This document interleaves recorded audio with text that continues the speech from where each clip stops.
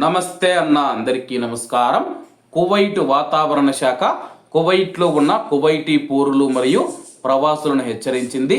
వివరాల్లోకి వెళితే కువైట్లో ఆకాశం మేఘావృతమయ్యి ధూళితో కూడిన వాతావరణం ఏర్పడుతుందని చెప్పేసి, దీని ఫలితంగా దృశ్యమానత తగ్గుతుందని చెప్పేసి వాతావరణ శాఖ డైరెక్టర్ దరార్ ఆల్ అలీ గారు తెలియజేశారు.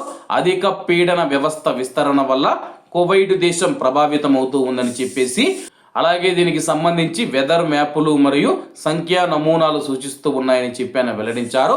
దీనితో పాటు కువైట్లో వచ్చే 5 రోజుల పాటు తీవ్రమైన గడ్డ కట్టే చలి ఉంటుందని చెప్పి ఆయన వివరించారు.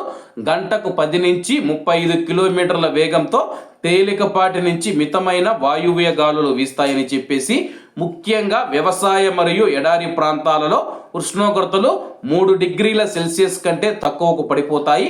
ఆ ప్రాంతాలలో మంచు ఏర్పడే అవకాశం ఉందని చెప్పేసి, ఈ కాలంలో గరిష్ట ఉష్ణోగ్రతలు 14 మరియు 16 డిగ్రీల సెల్సియస్ మధ్య నమోదైతే కనిష్ట ఉష్ణోగ్రతలు 2 డిగ్రీల నుంచి 5 డిగ్రీల సెల్సియస్ మధ్య ఉంటాయి. దీని వలన వాతావరణం సాధారణంగా పగటిపూట చల్లగా ఉంటుంది మరియు రాత్రిపూట తీవ్రమైన చలి ఉంటుందని చెప్పేసి, అలాగే కువైట్లోని పలు ప్రాంతాలలో గాలి వీచడం వల్ల దృశ్యమానత తగ్గుతుందని చెప్పేసి ఆయన వివరించారు. దుమ్ము స్థాయిలు పెరగడం, ముఖ్యంగా తేమ పెరగడం వల్ల బయటకు వెళ్ళేటప్పుడు కువైట్లో ఉన్న ప్రజలు ఎవరైతే ఉన్నారో ముఖ్యంగా ఆస్తమా మరియు అలర్జీ రోగులు ముసుగు ధరించాలని ఆయన హెచ్చరించారు.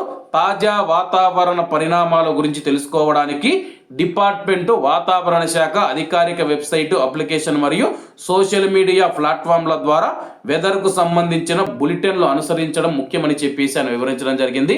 ముఖ్యంగా ఆస్తమా కానీ, అలర్జీ కానీ, డస్ట్ అలర్జీ కానీ ఎవరైనా శ్వాసకోశ సంబంధిత వ్యాధులతో బాధపడుతూ ఉంటే వాళ్ళు ఈ యొక్క 5 రోజులు బయటికి రాకపోవడమే మంచిదని చెప్పేసి, ఏదైనా అత్యవసర పనులు ఉంటే కానీ మాస్క్ ధరించి బయటికి రావాలని చెప్పి ఆయన సూచిస్తూ ఉన్నారు. ఎందుకైనా మంచిది, సాధారణ మనుషులు కూడా మాస్క్ ధరించడమే మంచిది.